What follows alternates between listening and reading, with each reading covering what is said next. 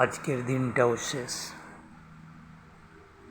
সারাদিনের পরিশ্রম করার পর রাত্রির অন্ধকার নেমে এলো।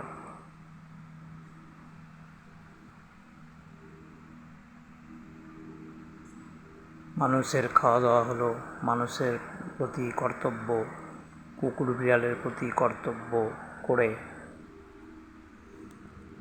আর একটা দিন শেষ করলাম। রাত্রে আলোটা নিভিয়ে দিলাম। চেয়ারে লাচ্ছু শুয়ে আছে, দেখা যাচ্ছে না।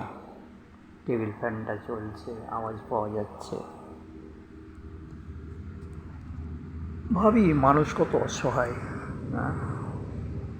এই জগতেও, এই দুনিয়াতেও মানুষ মানুষকে ছোট ভেবে কত দূরে সরিয়ে রাখে। জীবনটা হুড় করে বেরিয়ে যায়, সময় কারোর জন্য অপেক্ষা করে না।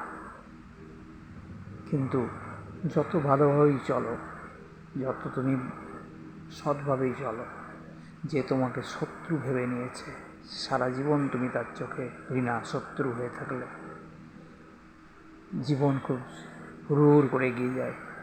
তাই ভাবি এই জগৎটা খুব আত্মকেন্দ্রিক। একমাত্র ভগবানকে স্মরণ করে রাত কাটাই।